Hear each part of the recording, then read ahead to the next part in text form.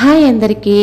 అమ్మా, నేను కాలేజ్కి వెళ్ళొస్తాను అంటూ తల్లితో చెప్పి స్నేహితురాలతో కలిసి సైకిల్ తొక్కుకుంటూ పక్క ఊరి కాలేజ్కి బయలుదేరింది శ్రవంతి. కూతురు కాలేజ్కి వెళ్ళిన తర్వాత పొలానికి బయలుదేరారు శ్రవంతి తల్లిదండ్రులు. ఈ సంవత్సరంలో అమ్మాయి డిగ్రీ పూర్తవుతుంది. వచ్చే సంవత్సరం ఏదైనా మంచి సంబంధం చూసి దానికి పెళ్లి చేసేద్దామయ్యా అంది శ్రవంతి తల్లి.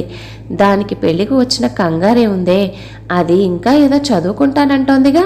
అది ఎంతవరకు చదువుకుంటానంటే అంతవరకు చదివిద్దాంలేవే అని పొలంలో దిగాడు శ్రవంతి తండ్రి.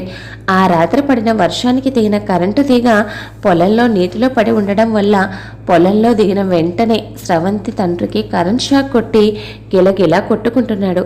అంతలో భర్తకు ఏం జరిగిందో అర్థం కాని శ్రవంతి తల్లి కంగారుగా వెళ్ళి ఆయన చెయ్యి పట్టుకుంటే దాంతో ఆమెకు కూడా షాక్ తగలడంతో కొద్దిసేపటికి ఇద్దరూ ఈ లోకాన్ని విడిచి వెళ్ళిపోయారు. కాలేజీలో ఉన్న శ్రవంతికి అర్జెంటుగా ఇంటికి రమ్మని కబురు వచ్చేసరికి కంగారుగా ఇంటికొచ్చిన తనకు ఇంటి ముందు నిర్జీవంగా పడి ఉన్న తల్లిదండ్రులు కనిపించారు. ఆ దృశ్యాన్ని చూసిన ఆమె శోకానికి అంతులేదు. అమ్మా నాన్నలపై పడి గుండెలు బాదుకుంటూ వెక్కి వెక్కి ఏడ్చింది. కొంతసేపటికి శ్రవంతి చిన్నాన్న పిన్ని ఆమెను ఓదార్చి జరగాల్సిన కార్యక్రమాలు జరిపించారు. శ్రవంతి వాళ్ళ నాన్న తమ్ముడు పిన్ని ఆమెను ఓదార్చి తనను వాళ్ళింటికి తీసుకెళ్లారు. శ్రవంతి వాళ్ళ తల్లిదండ్రులకు ఒక్కగానొక్క కూతురు. తను చూడడానికి చాలా అందంగా ఉండడంతో పాటు చదువులో కూడా ఎప్పుడూ ముందుంటుంది. ఎలాగైనా గ్రూప్ 1 ఎగ్జామ్స్కి చదవాలన్నది తన కోరిక. ప్రస్తుతం డిగ్రీ ఫైనల్ ఇయర్లో చదువుతున్న తన జీవితంలో అనుకోకుండా ఇలాంటి సంఘటన జరిగింది. చిన్నాన్న పిన్నిల ప్రోత్సాహంతో కొంతకాలానికి అమ్మా నాన్నలను కోల్పోయిన దిగులు నుంచి బయటపడి మళ్ళీ చదువును ప్రారంభించింది. డిగ్రీ ఫైనల్ ఇయర్లో Sravanthi college topper. Degree complete అయిన తర్వాత శ్రవంతి ఓ ప్రైవేట్ స్కూల్లో టీచర్గా జాబ్ చేస్తూనే తను ఎగ్జామ్స్కి ప్రిపేర్ కావడం ప్రారంభించింది. కారణం వాళ్ళ చిన్నాన్న కుటుంబ ఆర్థిక పరిస్థితి కూడా అంతంత మాత్రమే. వాళ్ళకి 2 ఆడపిల్లలు. కాలం అలా సాగిపోతుంది. ఇంతలో శ్రవంతి జాబ్ చేస్తున్న స్కూల్ చైర్పర్సన్ రాధికాదేవి శ్రవంతిని చాలా రోజుల నుంచి గమనిస్తుంది. శ్రవంతి అందంతో పాటు ఆమె తెలివితేటలు, ఎవరినైనా తన వైపు ఆకర్షించే తన మాట తీరు, పద్ధతి పట్ల ఆమె ఆకర్షితురాలయ్యింది. ఒకరోజు శ్రవంతిని ఆమె తన క్యాబిన్కు పిలిపించింది. రాధికాదేవి గారు నన్ను ప్రత్యేకించి ఎందుకు పిలిపించారు అన్న చిన్న ఆందోళనతో రూమ్లోకి వెళ్ళింది శ్రవంతి. గుడ్ మార్నింగ్ మేడం, రమ్మన్నారంట అంటూ. రామ్మా, రా కూర్చో, నేను నీతో కాస్త మాట్లాడాలని పిలిపించాను. చెప్పండి మేడం, ఏమిటి విషయం? అది స్కూల్కి సంబంధించిన విషయం కాదమ్మా, కొంచెం పర్సనలా? పర్వాలేదు చెప్పండి మేడం అంది శ్రవంతి. అది నువ్వు మా అబ్బాయిని పెళ్లి చేసుకోవాలమ్మా. మేడం, ఏంటి మీరు మాట్లాడేది? అవునమ్మా, నువ్వు విన్నది నిజమే. మా అబ్బాయిని పెళ్లి చేసుకుంటావా? ఇదేంటి ఈవిడ తలుచుకుంటే గొప్పింటి సంబంధాలే వస్తాయి కదా, నన్ను ఇలా అడుగుతుంది ఏమిటి అనుకుంటున్నావా? చెప్తానమ్మా, నీతో అంతా చెప్తాను. నాకు 2 కొడుకులు. పెద్దవాడు పృథ్వీ, రెండోవాడు ఆకాష్. మా కుటుంబం ముందు నుంచి బాగా కలిగిన కుటుంబం. నాకు చదువు మీద ఉన్న ఇష్టంతో అందరికీ అందుబాటులో మంచి విద్య ఉండాలి అనే ఉద్దేశంతో నా భర్త సహకారంతో ఇలాంటి స్కూల్స్ కొన్ని స్థాపించి వాటి బాధ్యత నేను చూసుకుంటున్నాను. మా వారు మిగతా వ్యాపారాలు చూసుకుంటారు. మా మామగారు నా పెళ్లికి ముందే చనిపోయారు. మా అత్తగారు జానకమ్మ గారు నాకు సహాయంగా ఉండడం వల్ల ఓవైపు పిల్లల్ని చూసుకుంటూ నేను స్కూల్స్ నడిపించేదాన్ని. చూస్తుండగానే పిల్లలు పెద్దవాళ్ళయ్యారు. అప్పటి వరకు మా కుటుంబం చాలా సంతోషంగా ఉండేది. మా పెద్దబ్బాయి పృథ్వీకి మా అంతస్తుకు తగిన విధంగా నా స్నేహితురాల కూతుర్ని ఇచ్చి మా 2 కుటుంబాల స్థాయికి ఏమాత్రం తగ్గకుండా ఎంతో ఆర్భాటంగా పెళ్లి జరిపించాం. పెళ్లి తర్వాత ఓ ఏడాది అంతా బాగానే గడిచింది. పెళ్ళైన ఏడాదికి నా పెద్ద కోడలికి పాప పుట్టింది.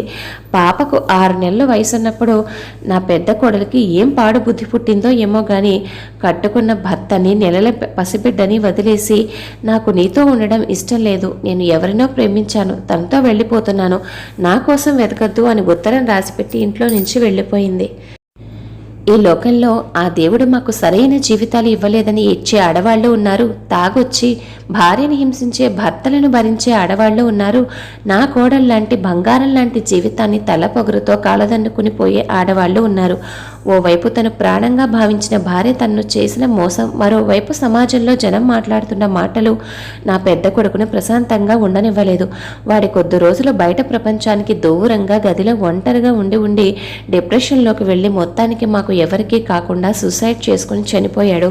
పెళ్ళి తన అన్నయ్య జీవితంలో తెచ్చిన మార్పుని దగ్గరుండి చూసిన ఆకాష్ తను ఇక జీవితంలో పెళ్లి చేసుకోకూడదని నిర్ణయించుకుని తన అన్నయ్య కూతుర్నే తన కూతురిగా పెంచుకుంటూ పాపే లోకంగా బ్రతుకుతున్నాడు. ఆకాష్ చాలా మంచివాడమ్మా. తనతో పాటు తన చుట్టూ ఉన్న వాళ్ళు ఎప్పుడూ సంతోషంగా ఉండాలని చూస్తాడు. ఇండు నూరేళ్లు వాడి జీవితం తన చేతులారా మూడుగా చేసుకోవడం చూస్తూ నేను తట్టుకోలేకపోతున్నానమ్మా. ఈ మధ్య మా మనవరాలు అమృత స్రవంతి మిస్ అని నీ పేరే తలుస్తుంది. ఏంటి, అమృత మీ మనవరాలా? అవును, తనే నా పెద్ద కొడుకు కూతురు. తన నోటి వెంట నీ పేరు అంతగా విన్నాకే తను అంతగా ఇష్టపడి నిన్ను చూడాలనిపించి ఈ మధ్యకాలంలో స్కూల్ వైపే రాని నేను స్కూల్కి వస్తున్నాను. నీ గురించి పూర్తిగా తెలుసుకున్న తర్వాతే, నువ్వైతేనే మా వాడి మనసు మార్చి వాడి జీవితం సంతోషమయం చేయగలవని నమ్మిన తర్వాతే నేను ఈ విషయం గురించి నీతో మాట్లాడుతున్నానమ్మా. నువ్వు ఈ పెళ్లి చేసుకోవడం ద్వారా మీ చిన్నాన్న కూతుర్ల చదువుకు, వారి పెళ్లిళ్లకు కావలసిన ఆర్థిక సహాయం నేను చేస్తానమ్మా. నిన్ను ఆపద కాలంలో ఆదుకున్న ఆ కుటుంబానికి నీ చేతనైన సాయం చేసినట్టు కూడా ఉంటుంది. అలాగే మా ఇంటిని కూడా తిరిగి ఆనంద నిలయంగా మార్చినట్టు ఉంటుంది. అలాగే నువ్వు గవర్నమెంట్ జాబ్ కోసం ప్రిపేర్ అవుతున్నావని విన్నాను. దానికి కూడా మాకు ఎలాంటి అభ్యంతరమూ లేదు. ఇప్పుడు చెప్పమ్మా, నీ సమాధానం ఏమిటో? నేను ఒప్పుకుంటున్నాను మేడం. మీ అబ్బాయిని మార్చి మీ ఇంటిని ఆనందమయం చేస్తాననే నమ్మకం మీరు నా మీద పెట్టుకున్నారు. ఆ నమ్మకాన్ని నేను ఎలాగైనా నిలబెడతాను మేడం. మరి మీ అబ్బాయి ఈ పెళ్ళికి ఆ విషయం నేను చూసుకుంటాను. వాడిని ఎలాగైనా పెళ్లికి ఒప్పిస్తాను. ఇన్ని రోజులు సరైన అమ్మాయి నాకు తారసపడక ఊరుకున్నాను, కానీ నువ్వు సరే అన్న తర్వాత అదెంత పని అంది ఆనందంగా రాధికాదేవి. ఆకాష్తో మాట్లాడి అన్ని విధాలుగా నచ్చచెప్పి, నీకు అవసరం లేకపోయినా పాపకు అమ్మ అవసరం ఉందని, ఈ ఇంటికి కోడలు అవసరం ఉందని, నీ మీద బెంగతో నా ఆరోగ్యం రోజు రోజుకు క్షీణిస్తుందని, ముఖ్యంగా అమృతకి స్రవంతి అంటే ఉన్న ఇష్టం గురించి చెప్పి, స్రవంతి అయితే పాపని బాగా చూసుకుంటుందని మొత్తానికి కొడుకుకి పెళ్లికి ఒప్పించింది. అలా ఆకాశ స్రవంతుల వివాహం జరిగి అత్తారింట్లో అడుగుపెట్టింది స్రవంతి. తనకు ఎంతో ఇష్టమైన స్రవంతి మిస్ ఇక నుంచి తన ఇంట్లో తనతోనే ఉంటుందని తెలిసి ఆ అమృత చాలా సంతోషించింది. స్రవంతి మిస్ అంటూ తన వెనకాలే తిరుగుతుంది. స్రవంతి అమృతని దగ్గరకు తీసుకుని, మిస్ కాదమ్మా, ఇకపై నువ్వు నన్ను అమ్మా అని పిలవాలి అంది. ఆ రోజు వాళ్ళ మొదటి రాత్రి. స్రవంతిని అందంగా తయారు చేసి గదిలోకి పంపించారు. స్రవంతి వెళ్ళేసరికి ఆకాష్ బుక్ చదువుకుంటూ ఉన్నాడు. స్రవంతి చాలాసేపు అలా నిలబడిపోయి ఉంది. అతను ఏమీ మాట్లాడకపోయేసరికి వెళ్ళి మంచంపై అతనికి కొంచెం దూరంగా కూర్చుంది. అప్పుడు ఆకాష్, ఇదిగో చూడు, నువ్వు ఇంటికి కోడలిగాను పాపకు తల్లిగా మాత్రమే ఈ ఇంటికి వచ్చావు. అంతకు మించి ఎక్కువగా ఏమీ ఎక్స్పెక్ట్ చేయకు. నువ్వు మంచి అమ్మాయివే అని విన్నాను. నన్ను ఇబ్బంది పెట్టద్దు, నువ్వు ఇబ్బంది పడద్దు అన్నాడు. ఆ మాటలకు స్రవంతి సైలెంట్గా వెళ్ళి మంచంపై పడుకుంది. ఇదేంటి ఇక్కడ పడుకున్నావు అన్నాడు ఆకాష్. మీరేగా నన్ను ఇబ్బంది పడద్దు అన్నారు. నాకు కింద పడుకోవడం అలవాట్లేదు. అయినా నా మీద మీకు ఎలాంటి ఫీలింగ్స్ లేనప్పుడు నేను మీ పక్కన పడుకుంటే మాత్రం మీకు వచ్చిన ఇబ్బంది ఏముంది చెప్పండి. కాదు, నేను ఇక్కడ పడుకుంటే మీరు నిగ్రహించుకోలేరు అంటే చెప్పండి. నేను ఇబ్బంది పడైనా సరే కిందే పడుకుంటాను అన్న స్రవంతి మాటలకు తన దగ్గర సమాధానం లేక బుక్ పక్కన పెట్టి పక్కకు తిరిగి పడుకున్నాడు ఆకాష్. స్రవంతి మరుసటి రోజు ఉదయాన్నే లేచి ఫ్రెష్ అయి దేవుడికి దీపం పెట్టి వంటగదిలోకి వెళ్ళి ఇంట్లో అందరికీ కావాల్సిన టిఫిన్ సిద్ధం చేసింది. అమృతను లేపి రెడీ చేసి టిఫిన్ తినిపిస్తోంది. ఇంతలో ఇంట్లో అందరూ, అత్తగారు, మామగారు, ఆకాష్ వాళ్ళ నాయనమ్మ అందరూ టిఫిన్స్కి కూర్చున్నారు. మామగారు టిఫిన్ తింటూ, రాధిక, ఈరోజు మన సుబ్బడు టిఫిన్ చాలా రుచిగా చేసినట్టున్నాడు అన్నారు. రాధిక నవ్వుతూ, ఈరోజు టిఫిన్ చేసింది మన సుబ్బడు కాదండి, స్రవంతి. హో అలాగా, వెరీ గుడ్ స్రవంతి, టిఫిన్ చాలా బాగుంది అన్నారు మామగారు. పాపని స్కూల్లో డ్రాప్ చేయడానికి బయలుదేరింది స్రవంతి. అమృత అందరికీ బాయ్ చెప్పి ఆనందంగా స్కూల్కి వెళ్ళింది. వెళ్తున్న వాళ్ళిద్దరినీ చూసి జానకమ్మ గారు, ప్రతిరోజు టిఫిన్ తినడానికి స్కూల్కి వెళ్ళడానికి మారం చేసే అమృత ఈరోజు హుషారుగా వెళుతుంది. మొత్తానికి భలే కోడల్ని వెతికి పట్టుకున్నావు రాధిక అన్నారు. ఆకాష్ జరుగుతున్నదంతా చూస్తూనే ఉన్నాడు.